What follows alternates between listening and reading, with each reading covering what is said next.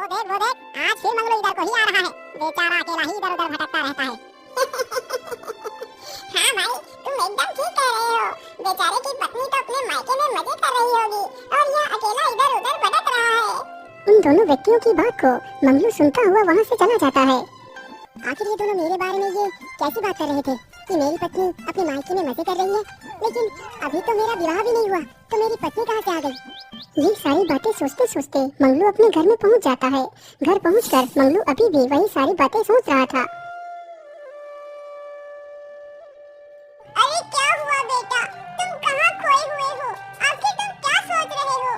माँ, आज हमारे गांव के दो व्यक्ति बात कर रहे थे कि मेरा विवाह हो चुका है और मेरी पत्नी मायके में है और मैं अकेला इधर उधर घूम रहा हूँ। बेटा, गांव के आदमी बिल्कुल ठीक कहते हैं। लेकिन माँ, आखिर मेरा विवाह कब हुआ? मुझे तो उसके बारे में कुछ पता ही नहीं। बेटा, तेरा विवाह बचपन में ही हो गया था, जब तू सिर्फ 5 साल का था। लेकिन माँ, मेरा विवाह आखिर किसके साथ हुआ है और मेरी पत्नी कहाँ है? बेटा, तेरा विवाह मेरी सहेली रामकली की बेटी के साथ हुआ था और चंपकराज में रहती है। अपने विवाह की बात सुनकर मंगलू बड़ा ही खुश हो जाता है। माँ, यदि आप बुरा ना माने तो मैं अपनी पत्नी को लेने जाना चाहता हूँ। ठीक है बेटा, इसमें बुरा मानने की क्या बात है? तुम अवश्य जा सकते हो। जरा मैं तुम्हारे लिए कुछ रोटियाँ बांध देती हूँ, तुम रास्ते में खा लेना। इतना बोलकर वह बुढ़िया एक पोटली में कुछ रोटियां बांधकर मंगलू को देती है।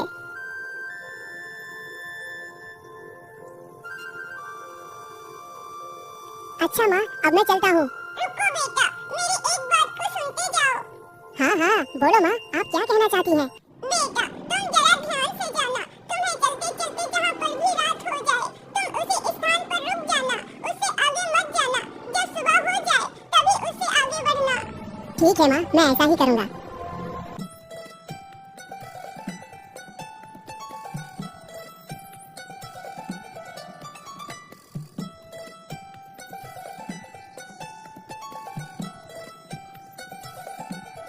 मंगलू को चलते चलते सुबह से दोपहर हो जाती है।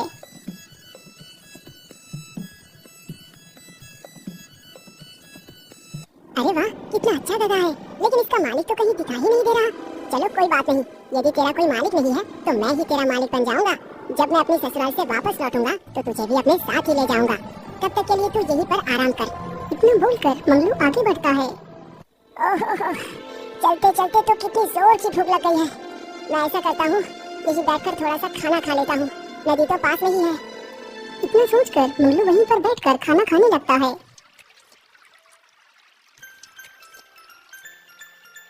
आहा, मैंने खाना तो खा लिया। चलो अब जल्दी से पानी भी पी लेता हूँ। फिर मंगलू नदी के पास जाता है और पानी पीता है। अरे वाह वाह, इस नदी का पानी तो कितना मीठा है। वैसे मैंने पानी तो अब पी लिया है। चलो अब चलता हूँ।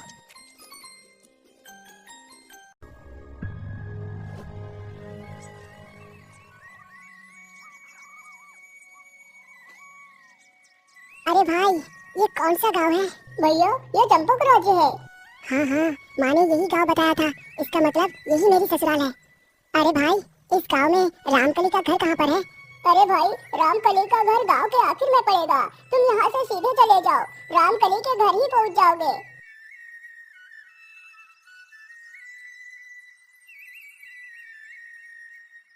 मुझे लगता है वो आखिर वाला घर ही मेरी सासू माँ का है।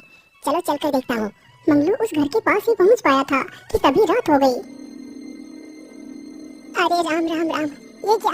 मुझे तो यहीं पर रात हो गई। अब क्या करूं? माँ ने तो बताया था कि चलते चलते जहाँ पर रात हो जाए उसी स्थान पर रुक जाना, फिर सुबह आगे बढ़ना। लेकिन मैं तो घर के अंदर भी नहीं घुस पाया और रात भी हो गई है। मैं ऐसा करता हूँ, आज रात यही घर के पीछे यही गुजार लेता हूँ। सुबह होते ही घर के अंदर चला जाऊंगा। इतना सोचकर मंगलू वहीं पर बैठ जाता है। अरे माँ, मेरी रोटी तो टेढ़ी हो गई है। अरे ये क्या? लगता है मेरी पत्नी के द्वारा बनाई गई रोटी टेढ़ी हो गई है।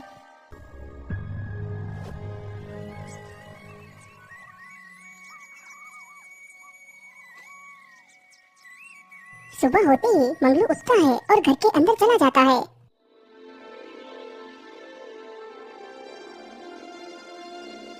अरे बेटा, तुम कौन हो और ऐसे कैसे घर के अंदर घुस आए? माँ जी, मैं आपका दामाद मंगलू हूँ। तो इसका मतलब तुम रूपमाला के बेटे हो? हाँ हाँ माँ जी, मैं उन्हीं का बेटा हूँ। अरे बेटा, तुम वहाँ से यहाँ तक इतनी जल्दी कैसे पहुँच गए? अरे माँ जी, मैं यहाँ पर तो तभी पहुँच गया था जब आपकी बेटी की रोटी टेढ़ी हो गई थी। अरे ये क्या, दामाद जी तो कितने होशियार हैं। आखिर इन्हें कैसे पता चल गया कि मेरी बेटी की रोटी टेढ़ी हो गई थी? इसका मतलब मेरे दामाद जी भूत और भविष्य सब जानते हैं। अरे माता जी, क्या हुआ? आप कहाँ खो गई? कहीं नहीं दामाद जी, कहीं नहीं। अरे बेटी, दामाद जी को कुछ खिलाओ पिलाओ, मैं अभी आती हूँ। इतना बोलकर वो बूढ़ी महिला वहाँ से गांव की तरफ चल देती है। वो बूढ़ी महिला बड़ी ही खुश थी क्योंकि उसे लग रहा था कि उसका दामाद बड़ा ही ज्ञानी है, वो सब कुछ जानता है।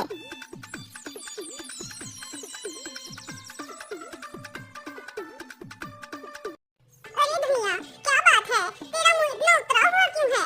अरे माँ जी, मैं आपको क्या बताऊं, आज पूरे 4 दिन हो गए हैं मेरे गधे को खोए हुए। गधे का बोझा खुद ढो ढो कर मैं परेशान हो चुका हूँ, लेकिन मेरे गधे का कोई भी पता नहीं मिल पाया। पता नहीं वो कहाँ पर हो। अरे धनिया, तू परेशान ना हो, मैं तेरे गधे को पल भर में ही ढूंढ सकती हूँ। लेकिन वो कैसे माता जी, मैं कुछ समझा नहीं। धनिया, मेरा दामाद बहुत बड़ा ज्ञानी है, वह सब कुछ जानता है। यदि ऐसी बात है तो मैं जरूर आपके दामाद के पास आऊंगा। इतना सुनकर वो बुढ़िया चली जाती है। वह पूरे गांव में अपने दामाद के बारे में बता देती है।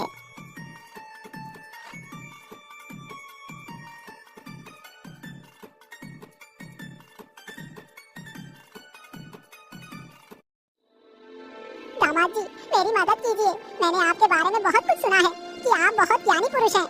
हाँ हाँ भाई, मैं ज्ञानी तो हूँ ही, लेकिन तुम्हारी क्या समस्या है? दामाद जी, मेरा गधा 4 दिनों से लापता है। मैंने हर जगह ढूंढ लिया, लेकिन कहीं भी नहीं मिला। क्या तुम मेरे गधे के बारे में कुछ बता सकते हो कि इस वक्त मेरा गधा कहाँ पर है? धनिया के मुख से गधे की बात सुनकर मंगलू का ध्यान उसी गधे पर जाता है जो गधा उसे जंगल में घास खाते हुए मिला था। मंगलू समझ गया कि वह गधा ही धनिया का गधा है। अरे दामाद जी, आपको क्या हुआ? आप किस चिंता में डूब गए? कहीं नहीं भाई, मैं आपके गधे के बारे में ही ध्यान लगा रहा था कि आपका गधा आखिर कहाँ पर है। मंगलू झूठ मूठ अपनी आंखें बंद करता है और मन ही मन कुछ बड़बड़ाता है। अरे धनिया भाई, आपका गधा इस गांव के उत्तर दिशा में जो एक जंगल है, उसी जंगल में वो इस वक्त एक पेड़ के नीचे घास खा रहा है। मंगलू के मुख से यह बात सुनकर वह व्यक्ति बड़ा ही प्रसन्न होता है। वह तुरंत ही वहाँ से उत्तर दिशा की ओर जंगल में जाता है।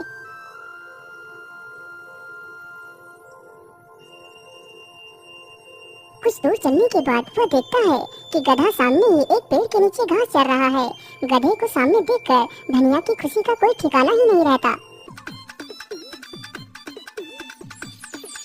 दामाद जी, आपकी जय हो। आपने तो असंभव को संभव कर दिया है। वास्तव में ही आप बहुत ज्ञानी हैं। इसी प्रकार यह बात पूरे गांव में फैल जाती है कि रामकली का दामाद बहुत ही ज्ञानी है, वह सब कुछ जानता है।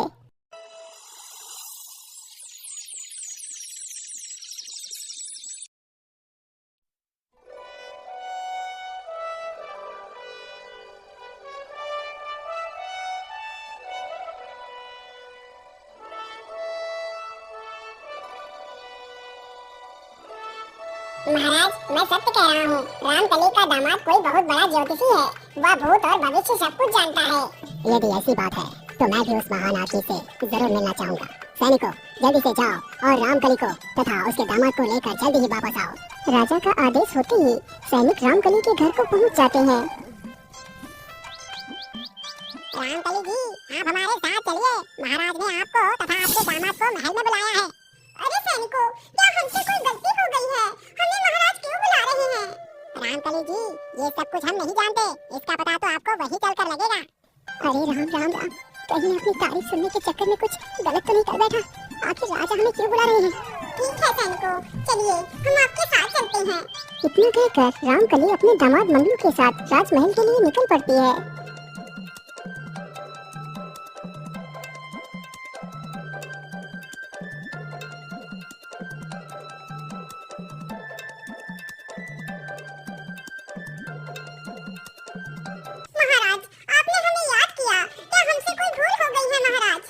नहीं रामकली, तुमसे ना ही कोई गलती हुई है और ना ही कोई भूल। हम तो सिर्फ इतना जानना चाहते हैं, क्या आपका दामाद भूत और भविष्य सब कुछ जानता है? जी महाराज, इसमें कोई संकोच नहीं, मेरा दामाद सब कुछ जानता है। क्यों मंगलो, क्या ये बात सत्य है कि तुम भूत और भविष्य सब कुछ जानते हो? हे भगवान, ये मैं कहाँ आकर फंस गया। यदि मैंने नहीं में जवाब दिया तो राजा मुझे अभी दंड देगा, और यदि हाँ बोलूंगा तो हो सकता है मुझे अपने आप को बचाने का कोई उपाय ही मिल जाए। क्या हुआ मंगलू, तुम किस सोच में डूब गए? कहीं नहीं महाराज, कहीं नहीं। आपने मेरे बारे में जो कुछ भी सुना है वो सब कुछ सत्य है। यदि ऐसी बात है मंगलू, तो फिर मुझे तुम मेरी रानी के खोए हुए हार के बारे में बताओ कि उसे किसने चुराया है। यदि तुमने उसका सही जवाब बता पाया तो मैं तुम्हें मुंह मांगा इनाम दूंगा, और यदि तुमने नहीं बता पाया तो मैं तुम्हारा सिर कटवा दूंगा। राजा के मुख से यह बात सुनकर तो मंगलू के पसीने ही छूट जाते हैं। क्या हुआ मंगलू, तुम किस सोच में डूब गए? महाराज क्षमा कीजिए, लेकिन हार का पता लगाने के लिए आपको मुझे 1 दिन की मोहलत देनी होगी। मैं कल आपको हार के बारे में बताऊंगा। ठीक है मंगलू, मैंने तुम्हें कल तक का समय दे दिया। हे भगवान, ये मैं कहाँ आकर फंस गया। अच्छा खासा तो अपनी माँ के साथ में रह रहा था, यहाँ आकर तो मैंने अपनी ही मौत को दावत दे दी। क्या हुआ दामाद जी, आप इतनी चिंता में क्यों हैं? अरे कुछ नहीं माता जी, बस मैं उस रानी के हार के बारे में सोच रहा हूँ। आप जाकर सो जाइए, आज तो मैं बाहर ही सोऊंगा। लेकिन दामाद जी, आज आपने खाना तो खाया ही नहीं है। माँ जी, आज मेरा पेट पहले से ही भरा हुआ है, इसीलिए आज मैं कुछ भी नहीं खाऊंगा। यह बात सुनकर उसकी सांस अंदर चली जाती है। वैसे भी इस बुढ़िया ने मेरी जान को जोखिम में डाल ही दिया है, आज भी चैन से जीने नहीं दे रही। कल तो राजा मेरा सिर काट ही लेगा। चलो कम से कम आज की रात तो सो लेता हूँ, पता नहीं कल की शाम मिले या ना मिले। इतना सोचकर मंगलू उसी चारपाई पर लेट जाता है, लेकिन चिंता के कारण उसे नींद नहीं आ रही थी। अरे आजा रे निंदिया, कल तो सिर काटा ही जाएगा। अरे आजा रे निंदिया, कल तो सिर काटा ही जाएगा। मंगलू इसी बात को बार बार दोहरा रहा था ताकि उसे नींद आ जाए। तभी यह आवाज पड़ोस में रहने वाली एक 30 वर्षीय महिला के कान में पड़ी, जिसका नाम निदिया था। वह भी राजा के यहाँ रानी की दासी बनकर काम करती थी। अरे ये मौसी का दामाद तो मेरा ही नाम ले रहा है। क्या इसे पता चल गया कि रानी का हार मैंने ही चुराया है? हे भगवान, अब मेरा क्या होगा? यदि कल सुबह ये बात राजा को पता चलेगी तो राजा मुझे फांसी पर ही चढ़ा देंगे। अब क्या करूं मैं? हाँ, मैं ऐसा करती हूँ, जल्दी ही दामाद जी के पास जाकर अपनी सारी गलती को स्वीकार कर लेती हूँ। हो सकता है दामाद जी मुझे बचा ले। इतनी सोचकर निदिया जल्दी ही मंगलू के पास पहुँच जाती है। दामाद जी, मुझे माफ कर दीजिए, मुझे बचा लीजिए। आप मेरे नाम महाराज को मत बताना कि रानी का हार मैंने ही चुराया है, नहीं तो महाराज मुझे फांसी पर लटका देंगे। महिला की यह बात सुनकर मंगलू हालात को समझ गया। वह मन ही मन बड़ा प्रसन्न हुआ। अरे निंदिया जी, आप चिंता न करें, मैं आपको एक शर्त पर ही बचा सकता हूँ। यदि तुम मुझे उस हार को लौटा दो तो मैं तुम्हारा नाम राजमहल में नहीं लूंगा। दामाद जी, उस हार को मैं भी अपने घर लेकर नहीं आई। वो हार तो भी राजा के यहाँ ही है। लेकिन राजा के यहाँ वो हार कहाँ पर रखा हुआ है? दामाद जी, मैंने उस हार को राजा के बगीचे में ही एक बड़े से पत्थर के नीचे छिपा कर रखा है।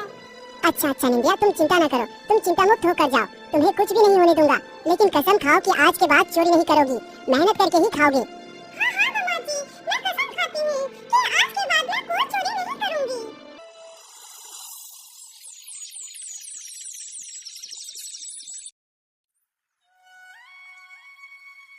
चलिए मंगलू, हमारे साथ राजमहल को चलिए, महाराज ने आपको बुलाया है। हाँ हाँ चलो सैनिकों, मैं आपके साथ चलने के लिए तैयार हूँ।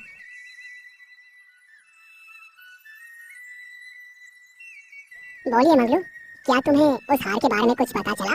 जी महाराज, मैंने आपकी हार की खोज कर ली है। तो फिर जल्दी से बताइए मंगलू, वो हार कहाँ पर है?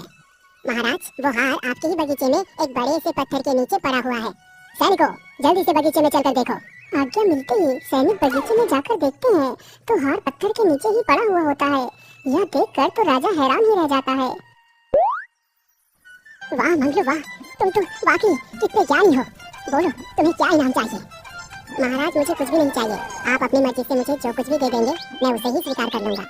मंत्री जी, मंगलू को 1000 सोने की मोहरें उपहार में दे दी जाए। राजा का आदेश होते ही मंगलू को एक पोटली भरकर सोने की मोहरें दे दी जाती हैं। महाराज, अब मैं यहाँ से जाना चाहता हूँ, आप मुझे जाने की अनुमति दें। हे भगवान, बाल बाल बचा लिया आपने। मैं आज ही अपनी पत्नी को लेकर यहाँ से 9-11 हो जाता हूँ। कहीं कोई दूसरी मुसीबत आकर मेरे गले पड़ गई तो मैं तो बेमौत मारा जाऊंगा। ये सारी बातें सोचते हुए मंगलू घर को पहुँच जाता है।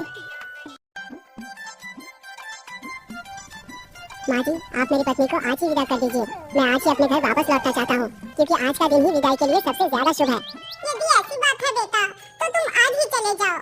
इस प्रकार मंगलू अपनी पत्नी को लेकर चला जाता है और खुशी खुशी अपना जीवन यापन करता है।